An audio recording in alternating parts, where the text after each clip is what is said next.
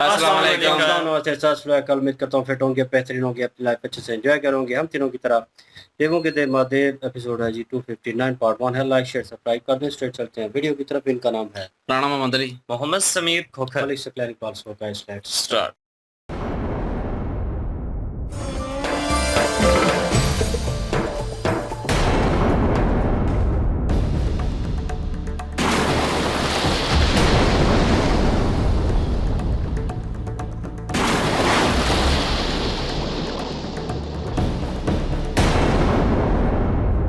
और करो सम्मान और करो सत्कार इनका। अतिथि देवो भव। अपने पुत्र और पौत्रों को खोने के पश्चात भी आपकी शुदा शांत नहीं हुई।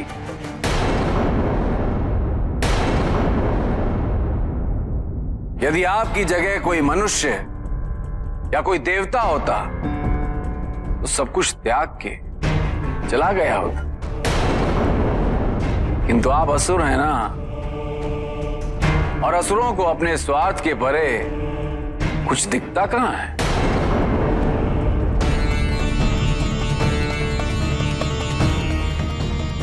और आपकी भूल के कारण ही अमृत समुद्र में गिर गया था। इसीलिए समुद्र मंथन कर अमृत निकालने के लिए आपको देवताओं की सहायता करनी होगी। किंतु ज्ञात रहे, चूंकि आपके और मेरे युद्ध के परिणाम के पूर्व ही अमृत समुद्र में गिर गया था, इसीलिए समुद्र मंथन के पश्चात प्राप्त हुए अमृत पर भी केवल देवताओं का ही अधिकार होगा। सिर्फ हमारा अधिकार होगा। राजा बलि के द्वार पर जो भी आया है कुछ न कुछ पाकर ही गया है, किंतु आप तो अतिथि के वेश में मेरा अपमान करने आए हैं, सहायता मांगने नहीं। ये आपसे किसने कह दिया कि मैं आपसे सहायता मांगने आया? मैं तो यहाँ पे असुरों को देवताओं की सेवा करने का अवसर देने आया। देवराज इंद्र, आप मुझे आतिथ्य की मर्यादा का उल्लंघन करने पर विवश कर रहे हैं।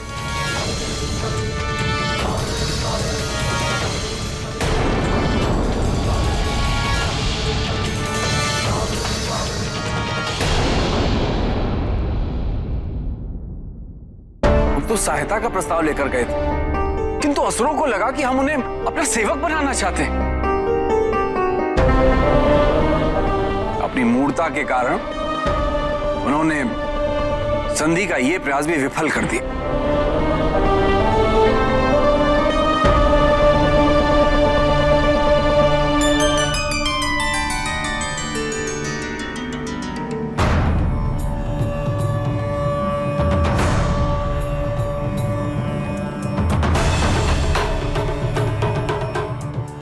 देवराज, यदि प्रस्ताव ढंग से रखा होता तो विफल ना होते।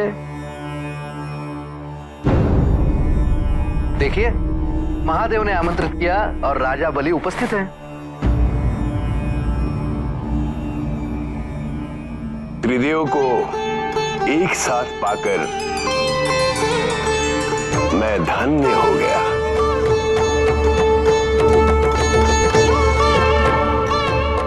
बलि, अमृत के अभाव में यह संसार अनर्थकारी सिद्ध होगा। हमें समुद्र मंथन की प्रक्रिया शीघ्र ही आरंभ करनी।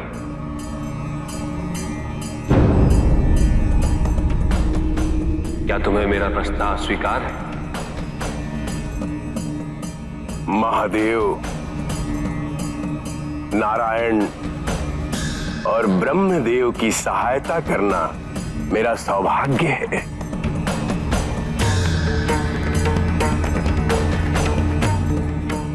महादेव, मैं और संपूर्ण असुर जगत मंथन के लिए तत्पर है।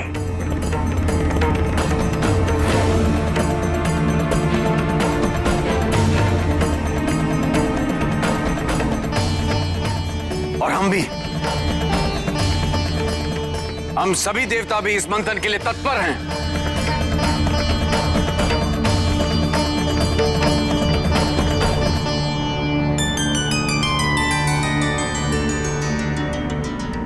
हम सब कल एकजुट होकर समुद्र मंथन की प्रक्रिया को आरंभ करें।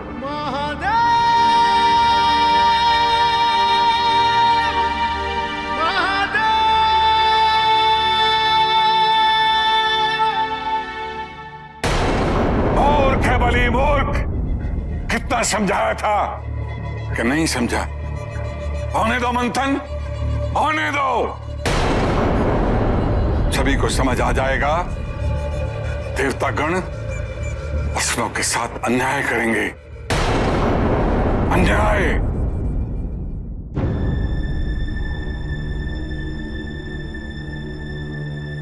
आपकी व्याकुलता मुझे यहां खींच लाई बहन।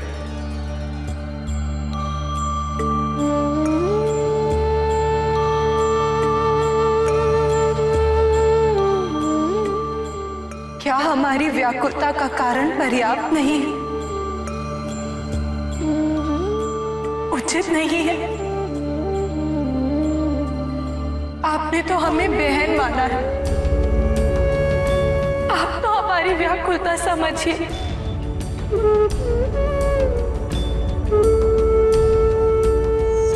पहले सती अवतार में हमारे पिता प्रजापति दक्ष ने हमारे स्वामी को महायज्ञ में भाग न देकर उनका अपमान किया, और अब मंथन के पश्चात उनके भाग में जो आने वाला है वो कोई भी स्वीकार्य नहीं करना चाहेगा। न देवता न असुर, यहां तक कि आप भी नहीं नारायण। हमारे स्वामी का पुनः अपमान क्यों नारायण, बताइए। क्यों हमारे स्वामी को समुद्र मंथन से निकला विष पीना पड़ेगा? बहन, महादेव देवताओं और दानवों के मध्य विषमता मिटाना चाहते हैं। वो इस संसार में स्थिरता और शांति लाना चाहते हैं, जिसका माध्यम ये समुद्र मंथन बन सकता है।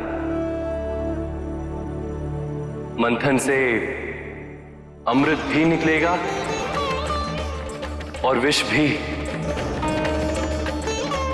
किंतु सत्य तो यही है, अमृत तो हर कोई ग्रहण करना चाहता है,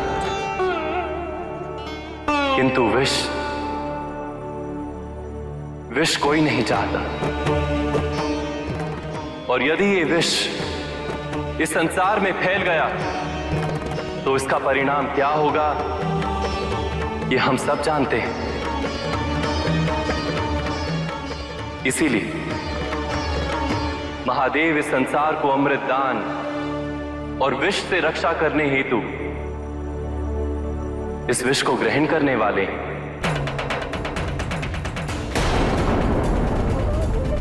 इसीलिए वो महादेव देवों के देव,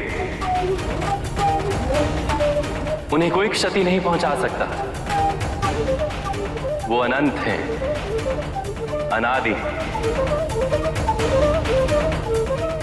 और यदि कोई संकट उनकी ओर अग्रसर हुआ भी तो आपका पति प्रेम, पत्नी धर्म और समर्पण सुरक्षा कवच बनकर उनकी रक्षा अवश्य करेगा। तो बहन, फिर चिंता कैसी? जब विष पीने का समय आएगा तो आपको इस तथ्य की अनुभूति स्वयं हो जाएगी। आपको ज्ञात हो जाएगा कि महादेव की रक्षा हेतु आपको करना क्या है।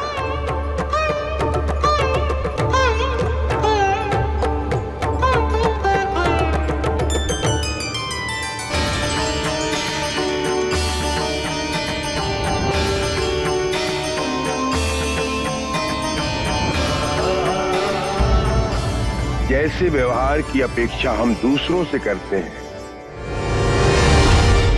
वैसा ही व्यवहार हमें दूसरों के साथ करना चाहिए।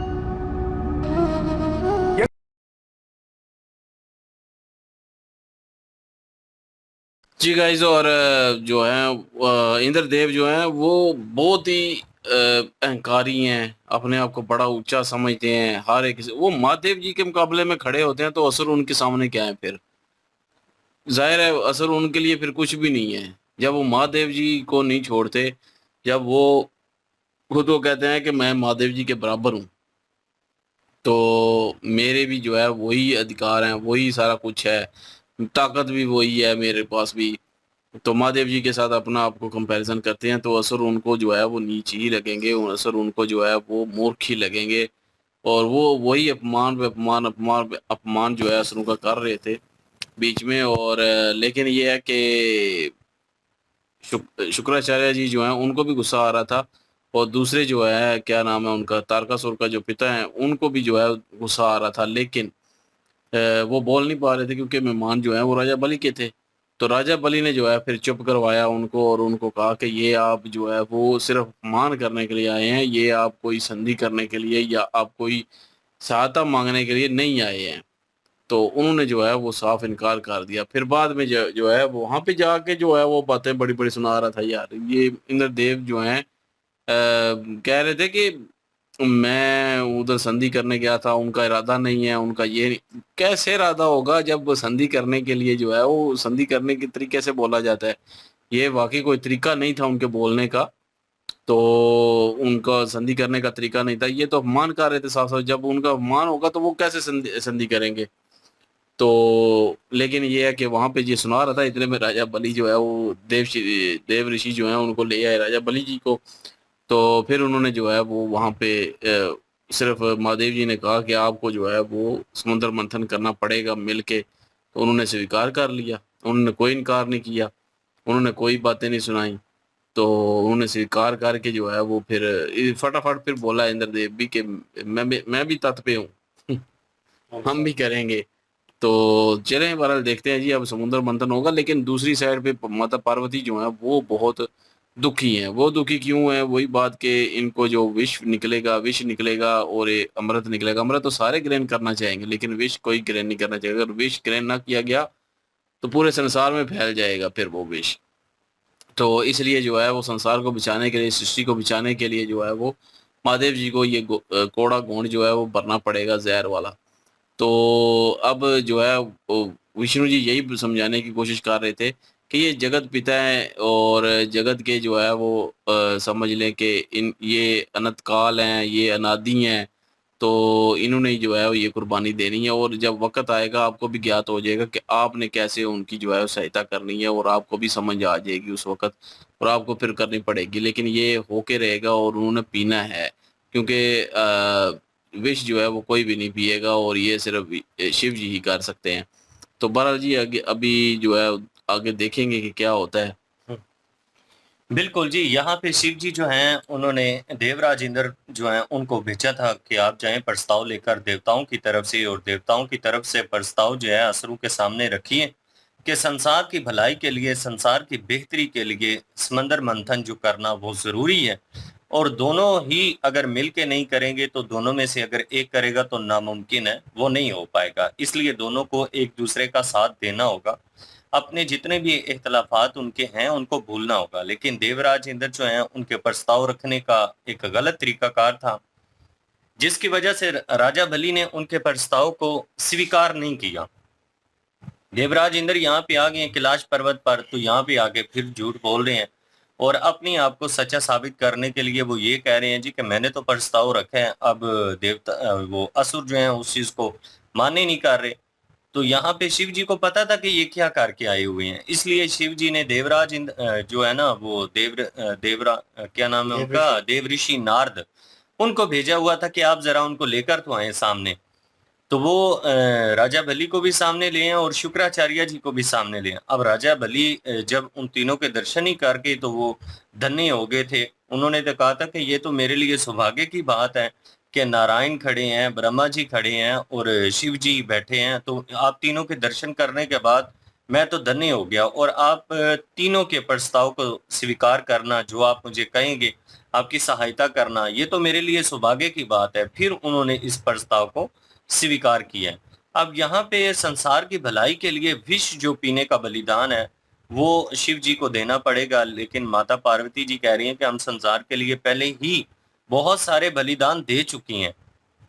लेकिन विष्णु जी ने कहा है जी कि ये तो जरूरी है, आवश्यक है, क्योंकि इसीलिए तो उनको देवों के देव महादेव कहा जाता है कि वो हमेशा से संसार की भलाई के लिए अपने बलिदान जो है वो देते आए हैं।